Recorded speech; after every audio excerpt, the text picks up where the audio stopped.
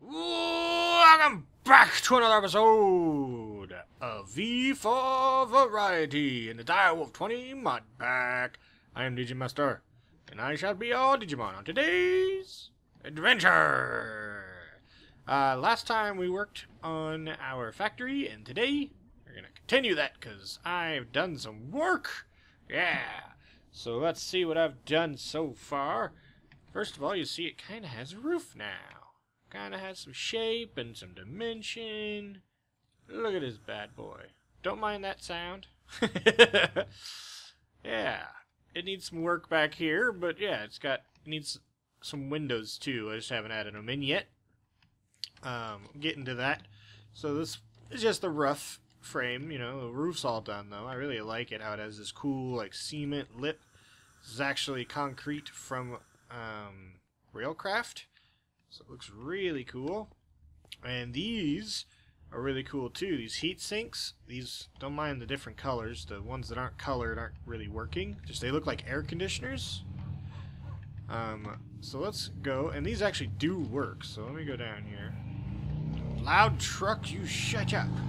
Welcome to the inside. This isn't all done yet either. Not all the pipes are ran, but yeah, look at this. Got in here, we got one running, we got another thing this way, where these pipes connect together through the wall. Can't even tell, but they do. Same within this corner, it comes over here. Sounds like I have a leak, but it's just this guy. He's charging up. Got 4 bars. I haven't fixed this yet, still all wonky, and this doesn't even do anything yet. But, whoop. I have to fix that. I might move the door over one. It'll look a little awkward, but it won't be in the way. But yeah, look at our assembly line. It all works too. You put items in this input chest or in this input chest, and one of these guys will work on it, or this dude will do it.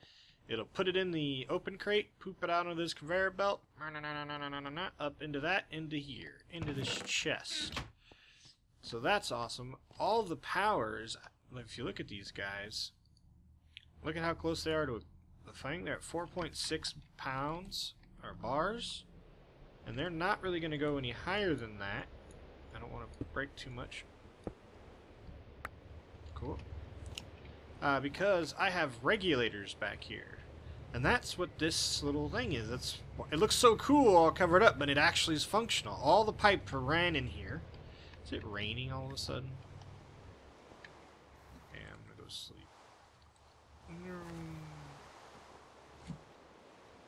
Why can't you?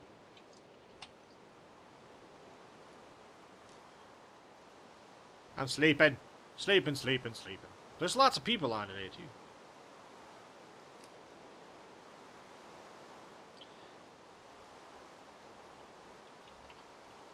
Sleeping bag. Come on, people. I'm recording. Thank you. Who's on right now? Oh, it's just there was Suffolk was on earlier. I don't know where he went. So let's get back in here. So yeah, all these are functional. Basically, what's going on here is I have a basic gate and I have a basic gate with a redstone fader in it from Buildcraft. We'll go into more Buildcraft stuff later. I actually have a base idea for Buildcraft because once I get this done and a little bit more stuff functioning over in the Thaumcraft base, that decorated, and that maybe work on that. I'm thinking about moving to a new base location. Not leaving this one permanently, obviously. We got all this set up. But just building something with a theme, you know? This is kind of a hodgepodge, maybe just sticking with like one type of modish type thing. I don't know, it'd be kind of cool. But yeah. What happens is this guy, this gauge down here, when it gets to a certain pounds or certain bars, it emits redstone signals. You can see in the Wayla tab there, it's emitting a redstone signal of 9. Well, this guy, he will shut off the flow downward when it receives a redstone signal. And so basically, what I have this thing doing, let me get in here, click, when it receives a redstone signal of 9, it emits a red pipeline wire signal. So that lights this up. When this guy receives the pipeline signal, it emits a redstone signal straight out. So when this hits 9, it turns this guy on, which cuts the flow of air off, so they don't explode. And I've got that set up in all of these guys. It's really cool. Okay. I even have one on this guy. I have it looking all kind of fancy, though. Doesn't look like the other ones. There's just this weird square box on here. Loud noises, please stop. Thank you, motorcycle man. Stupid motorcycle. Recording during the day today. But yeah, this guy will go up until he hits the same. He has never actually reached his maximum where I have it set. He gets really close, though. In here, we got a bunch of charging pedestals. They even got one working. This is where I charge up my wrench. And he slowly goes up, but I don't think I'm generating power fast enough necessarily to get much higher than this, which is good. I think it equalizes out about 5.9 or something like that bars.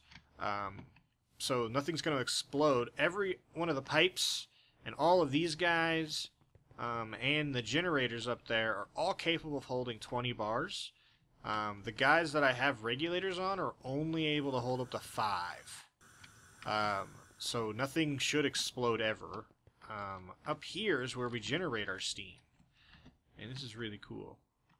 I'm not going to take that off because I don't want it to break. Where were you going? Did you see that? Oh, it's right there. Okay. We have advanced liquid compressors. So they have volume upgrades in them. I'm not really sure what volume upgrades do, but we have them in there. I think it's like equalizes faster. I'm not sure because it does equalize pretty quick. As you see, this guy's not really doing a whole lot. He's going up very slowly. It'll take 9 million years to get here. And as I use stuff, this goes down. But yeah, it's not running at its optimal temperature. I can't get it to optimal temperature. Because I have to have... to get it there, you basically have to have one here, here, here, directly on top, and below, and on back. But you gotta pump the steam out from the back, and you can only pump liquid in from the top. So I don't know how they expect you to get it to maximum temperature. So there's an ender tank up there with our lava tank. So that's about as far as it goes, but it's at 94%, and it makes pressure. So it does alright, stupid phone. I'm not prepared to record, apparently. So we got 4 of those guys on here. They do just fine, and they look like air conditioners, which I love.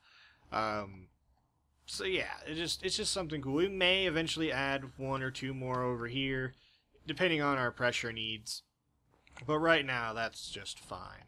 So what I'm about to do is I'm about to make some drones, and we're going to get our system started. Our automatic assembly line. But I don't know exactly how I'm going to do that. And it's going to take a little bit to make a drone. If we go in here and we look at Pneumaticcraft.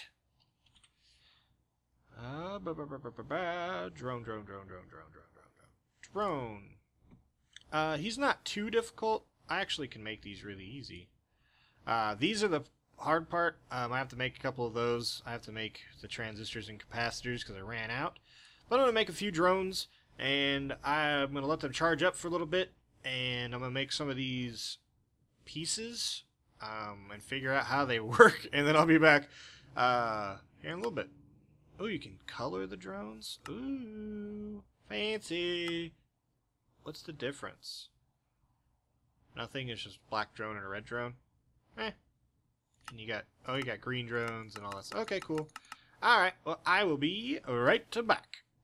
Alright, we're back, and I have done some work. As you can see here, we have some drones set up, and I got a door here now. Nothing else has changed except for the drones. Dang phone.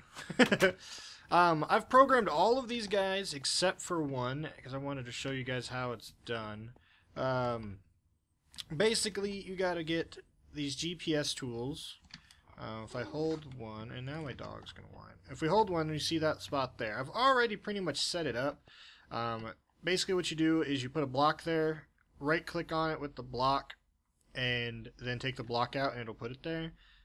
This one, I don't think you can see it because it's in that chest right there. So basically what we want him to do is we want him to hang out here like these guys are. If anything goes in this chest, he will then activate, pick it up, go through one of these holes, into here, drop it into this guy, and then this guy will do its thing. It'll poop it out, and then it'll go into here. I have these guys set up as this is the laser guy. I'm going to be changing how these are actually arranged here in a second.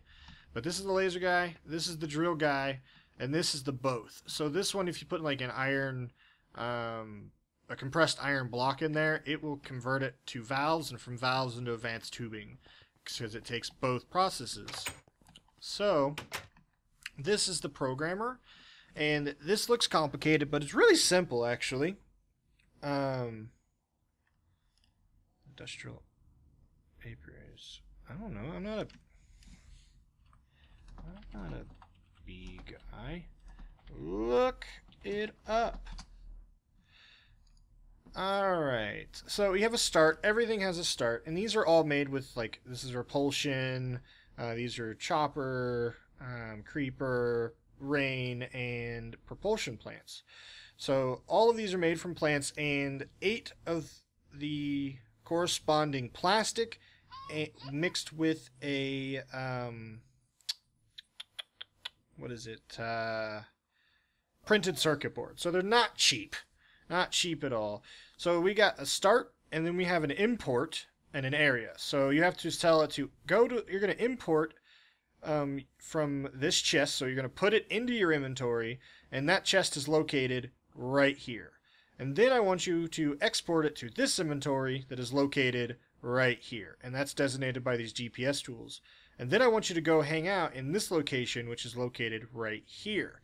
And so all we do is take it in there, and you have these import program and export programs. We're going to import this to him, and it used up all of our pieces, you see, because we have one of these guys left. So if I sit him down, he'll go brow, and he'll hang out right there above the charging pad. All the charging pads have been given dispenser upgrades, so that these guys, if they get low on energy, they will go charge.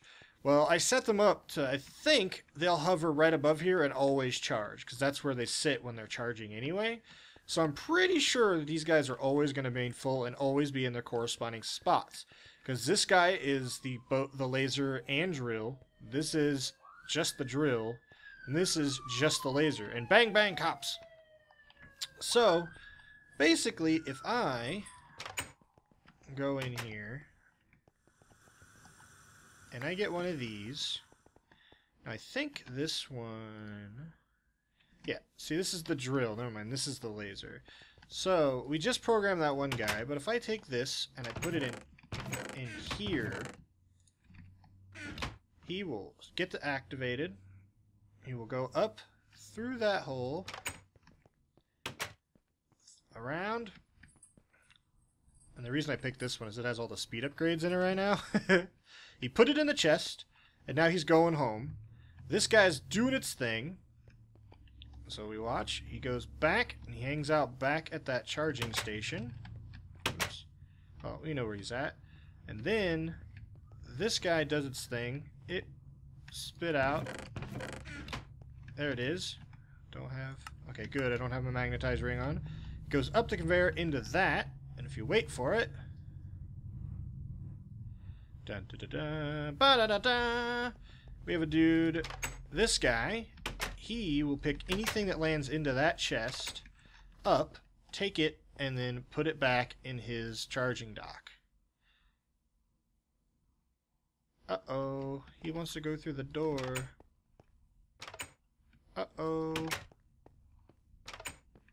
Okay, cool, he readjusted. So then he goes into there. Put it down, and he sat down, and there he is. I'll be right back once all the noise is gone. Alright, it's gone. It's pretty much gone anyway. But there it is. You put it in there, and they're all working. So, what's the next step?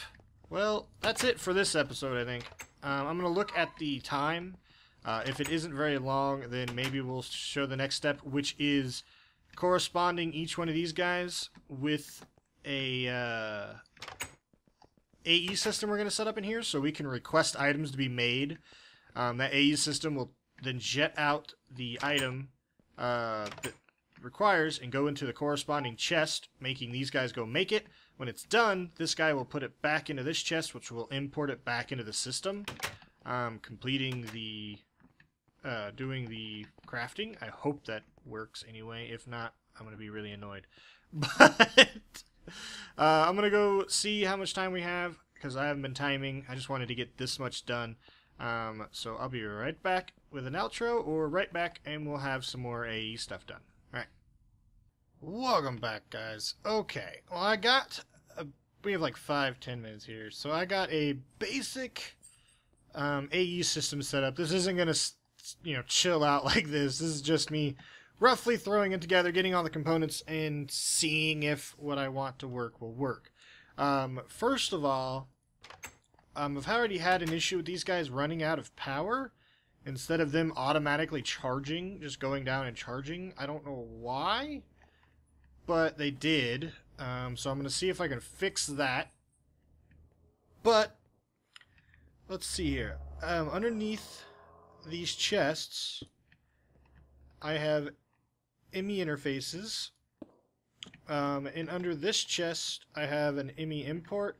I'm going to put a grate under there. I forgot to do that. So each one of these is corresponding to one of those workstations out there, like I said before. Both laser and drill. Okay?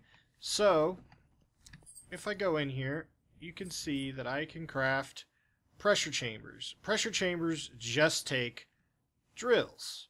They don't take lasers, they don't take anything. These guys just take lasers, and these guys,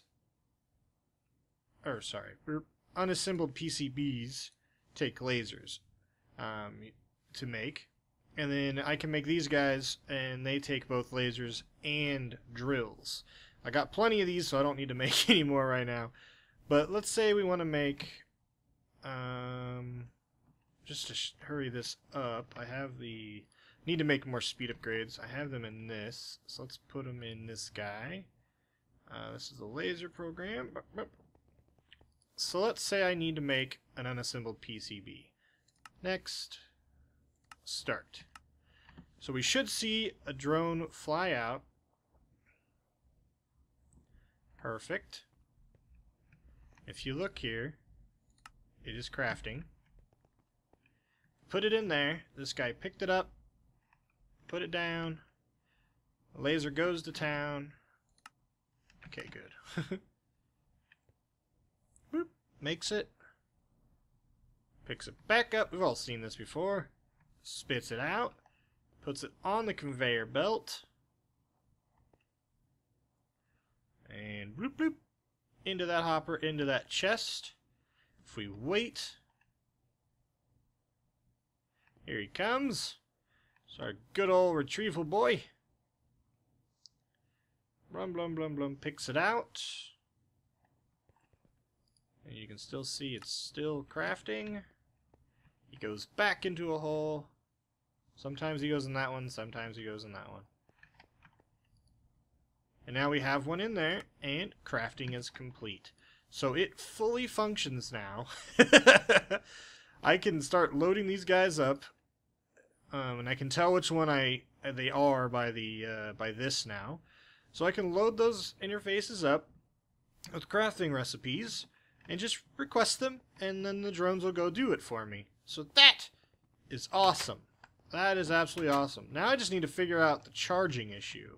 I'm going to leave these guys be. Hopefully they just go back down and charge themselves. It could have been that they ran out of power while I had that chunk unloaded. I'm not sure.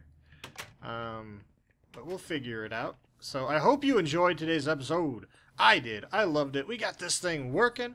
There's a lot more work we need to do to it to get it fully functional the way I want it to be, to where I can craft things from in here, get that ghetto situation taken care of, and just basically make a cool looking panel.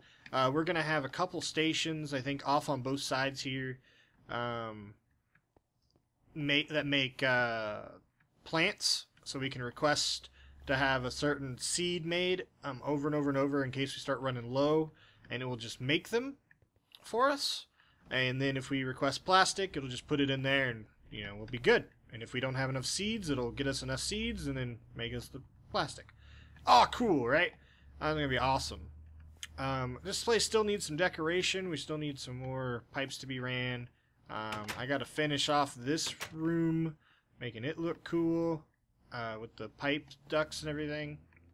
So yeah, hope you enjoyed. If you did, make sure to click the like and subscribe button. It doesn't take much. Do we have snack? Okay. It doesn't take much to genetic waste. Hello.